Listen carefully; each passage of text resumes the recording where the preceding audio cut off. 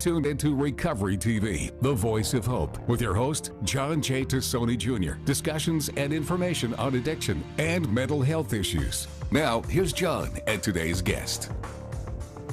Welcome to today's Recovery TV, and I'm your host, John Tassoni. Narcan. Please get it. Leave it in your purse. Please carry it. There's 2 doses in a box. It's free. Saves lives. We're in an epidemic.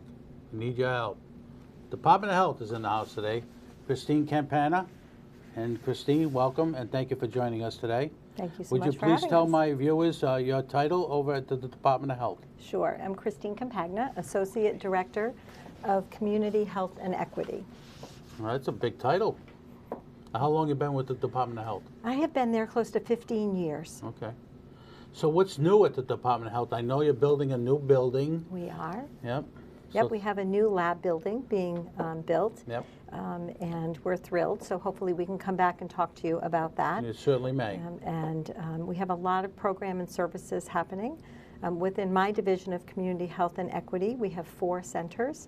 And we're really focused on health promotion and prevention across the life course. What do you mean you have 4 Centers? locations? We have 4 centers. Okay. So within each center, there is a particular focus. So for example, Okay. chronic care and disease, perinatal and early childhood, maternal child health, as well as our Center for Health Promotion, which houses our behavioral health, suicide, violence and injury programs. So you have your hands full over there because everything is not good. It's not good. Let's talk a little bit about prenatal issues with substance use. Sure. There's been a lot of talk about it. There's been a lot of programs that have run on it for the people who are in low-income areas and that get pregnant and with people, with the children, newborns. Yeah. Let's talk a little bit about that. Sure.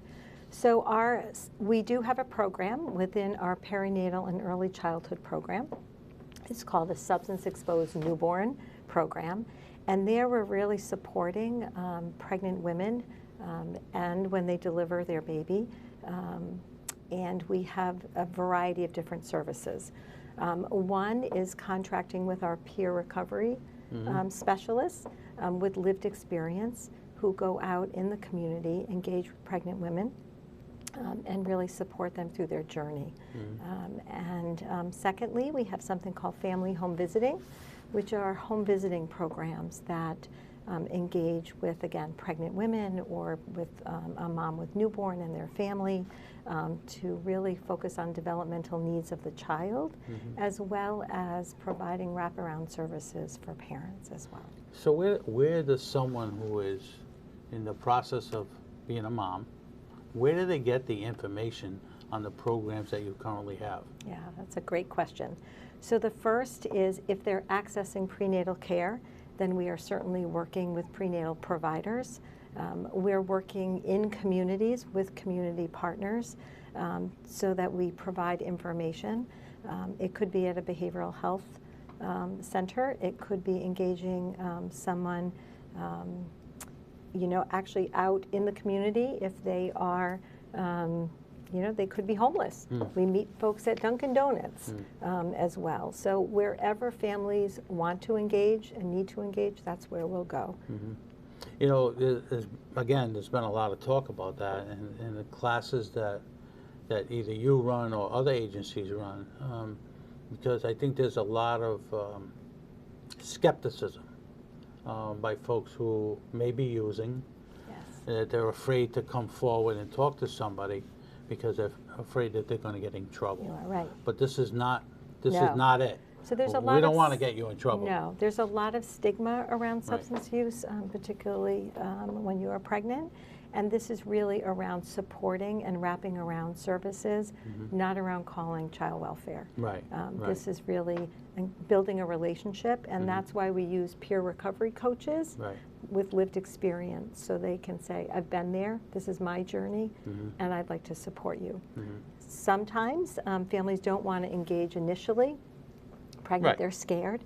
And so then when the baby delivers, that may be a great opportunity to try again and support the family. Do you have statistics on that about how many maybe moms that you service in a monthly? Yeah, I don't have them in front of me, but we certainly keep that as well. So I'm happy to go back to the team and share as well. It's a it's not something, as you know, John, that someone's going to say, "Oh, I have a problem I'm using," and so. Right. But we do collect information at the birthing hospitals, and we're happy to share that information. Yeah, I think where people a little skeptical is going into the hospital and you're delivering, Yes. and they start asking you questions. Correct. But it's only for the well-being of the baby That's correct. and the mom. For both. So You we know? want to Right. we want to engage mother and baby together and really work on that mother-child dyad and support the development of the newborn, as well as get mom into services Right. if they're ready to do so. But knowing that we'll always be here, the door is always open, Yeah. and that relationship. You know, I'm going to say it, but I think the department needs to do more in the community. I mean, it's hard. It's really, really hard to low-income communities to talk about this, because they're all skeptical of what may happen to them and their babies. You're absolutely right. But it's the buck doesn't stop here. You got to get into services. You got to access services. You got to help the newborn, because if you don't help the newborn, And which is why we're trying very hard to do this on a variety of different levels, whether it is our Substance Exposed Newborn Task Force, where we actually come together with community partners and families with lived experience to really think about what are those gaps in services, what can we do differently. The hospital is another area that we're working on in terms of training and education on stigma to the nursing professionals and others within the birthing hospital. And then again, when the baby's born, how can we work better in communities, helping folks to understand if we get in there early, then we can support you as the child gets ready to go to school. right? And I think that's the big picture right now, is to get into these communities, help the moms, make sure that the relationships are there in order for them to access help for these babies. Yeah. So. And again, sometimes folks don't want to share their information even when they go in for a prenatal appointment. They're Right. scared. You heard the issues around housing. Housing is significant for families right now. So that's another piece. Who wants to share that information? They're scared that someone, again, if I tell someone that I'm having an issue or I don't have housing, will they take my baby away? Right, exactly. And that is what we are trying to demyth. Yeah, It's right, really right, be no. able to have an honest conversation. We're here to help you, we're here to support you and wrap around those services, and that it's okay. Do you have numbers about how many people that you help per month for this? I don't have it in front of me, Okay. but I certainly, again, we can share that information. Yeah, I'd like to have your team come back, your we've- team that you have that do Absolutely. the outreach, because the questions that I get, the emails that I'll get after this show, they'll start asking me a bunch of questions, and I'd rather hit it head on, so Sure. people know what's going on and where to go and where to turn. We would be happy to come back. We have Margot Katz is our substance exposed newborn staff person. And again, even pairing her with a peer recovery Yeah, coach great. to talk about what we've done. We've even got a messaging campaign out there right now Cool.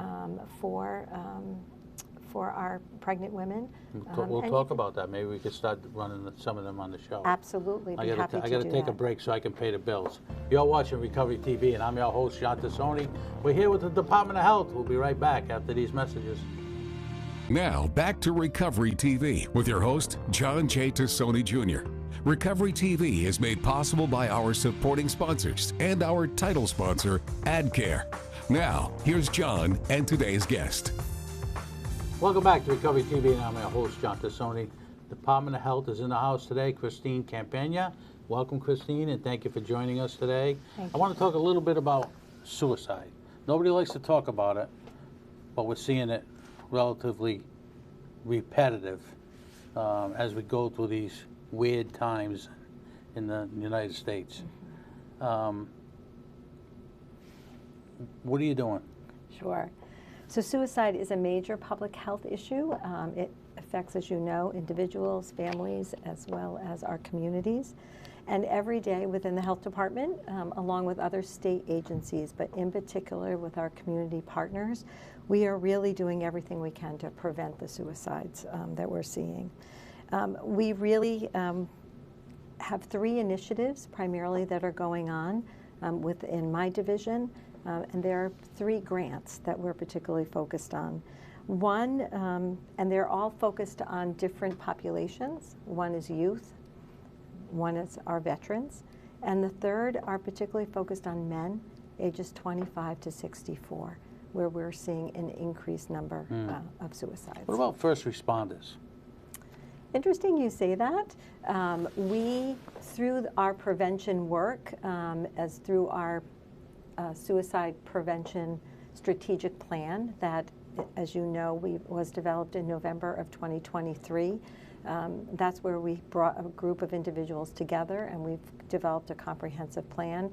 And there is an area of focus for our first responders, that and teachers as well, in that plan. And so over the next several months, our new Suicide Prevention Advisory Council under the Governor's Council on Behavioral Health will be focused on prioritizing, and that may be an area of real focus for us. Yeah, you know, it's not publicized, but when you hear it, it gets you right here. It doesn't discriminate. Right. Each and every one of us. Right. I think if you ask a room of 20 people if they've been impacted by suicide, you will see many have been impacted. You know, I had one in my family. You know, I don't know if you were here when I was talking to the last folks that we were filming, but I did a quote seminar. They asked me to speak to 250 union electricians from Rhode Island to Hawaii. And they asked a question, and to raise your hand if you knew someone who died of an overdose or died of suicide. And I can probably tell you there was about 245 of those folks raised their hand about members that they had within their unions that either died of suicide or died of an overdose. Absolutely. So, you know, it takes no prisoners, and there's no discrimination of who, what, where, or when. You know, it just bothers me that, you know, there's so many resources out there that people could access. And for someone to, you know, and I heard this story, the guy that was sitting next to me, one of his co-workers went to the cemetery and committed suicide right at his mother's grave. You know, and again, there's so many things where you can talk to somebody, but as you indicated, you know, the men issue, you know, I'm not going to go talk to anybody. You know, what are they going to do for me? And then the next thing you know, it's not good. And that's why we also are really focused on that. And in fact, for the grant that we received for 25 to 64-year-old men, we're really looking to develop a media campaign around this issue of stigma, because to your point, John, people say, it's not me, or they, you know, again, are not sharing. And so that's something. And also to educate healthcare professionals and other professionals about the need to talk with folks and ask the question, and really make sure that we're screening folks for suicide. Yeah. And, you know, first responders, too, because of the stuff that they see. Absolutely. You know, and they go home at night, and, you know, and their head starts going, and, you know, next thing you know, you get a phone call like so-and-so just passed away of an overdose or suicide. Right. You know, and it's tough every day. People don't realize that the first responders, they see a lot more than you and I do. Absolutely. A lot more. And they're always there for us. Right, and exactly. They're always there for us. Is there anything on the horizon that I know the Department of Health is working on a multitude of different things, which unfortunately we have to because of the situation that we're in. Is there any other things that you guys are working on that you'd like to talk about? I think really there are always emerging things that are happening. I think number one, we're very focused on our behavioral health system of care. Obviously our overdose Right. epidemic that is happening. There's tremendous focus on that as well. And then I would also say maternal child health and really focusing on young families and really, of course, all our social determinants of health and ensuring that we're really focused on health equity and racial equity in all of the work that we do. Yeah, there's so many things that are going on. It's hard to pin down one thing over anything else. You know, there's a multitude of different issues, especially now after COVID. It's just, it's a perfect storm. And I use that a lot. It's a perfect storm. A lot of people have a lot of different things going on, a lot of issues that they need to deal with, both anywhere from 6th graders up to 84. I mean, we had a overdose in the town of Smithfield. The gentleman was 84 years old. We cover the lifespan, Okay. and we're here to prevent and support throughout. You know, I think that's the one thing about public health. We are quietly doing our work in a variety of different areas as well. You know, and that to me, I mean, I'm in it to win it, but that to me, the department has to do a better job of getting out there and mentioning the things that you do, because people don't realize what you do, and that's one of the reasons why I invited you guys to come on, and I'm going to invite you to come on again, especially with the pregnant women issue. Absolutely, we'd love to do that. Yeah. And again, we are doing more and more of that, making sure that we're getting out into the community, having listening sessions, engaging with folks about the work that we do.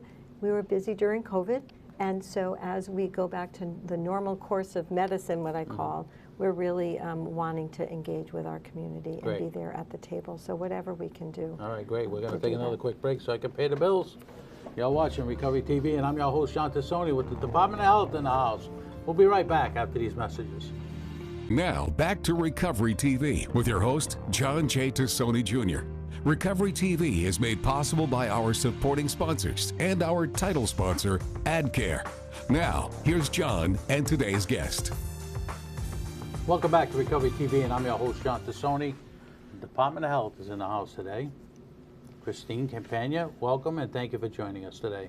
Thank you, John. You offer so many services, nobody knows what you offer. Everyone is in their little cocoon, and you got so many things at the base of your hands to offer. But I want to talk to one thing that's close to my heart is veterans. Yes. What kind of services can somebody who is watching this program today, who is a veteran or knows someone that's a veteran, how can you help them? Sure. So the first thing is I want to say that we have been fortunate enough to receive a grant where around veteran suicide. That grant really enabled us to work with Director Yarn and all of the veterans community to bring them together on a regular basis to really talk about those services and supports. Right now, through this particular grant, we are focused on providing case management services to high-risk veterans who are at increased risk for suicide. And so we are currently funding several of those programs. One is with Newport Mental Health, as an example. And then we are also have case managers who really help veterans get enrolled in services. Many times veterans don't, and they are not sure they're eligible, so we really are outreaching to folks. We did a mailer engaging with all our veterans, as an example. Well, I want to thank you for coming on today, and if people are watching, they need information, go to your website, or they can call the Department of Health and get information. So again, thank you so much, and we'll be in touch about doing other programs. Great. You've been Thank you watching very Recovery much. TV, and I'm your host, John Tassoni. We'll see you next week. Good job. There's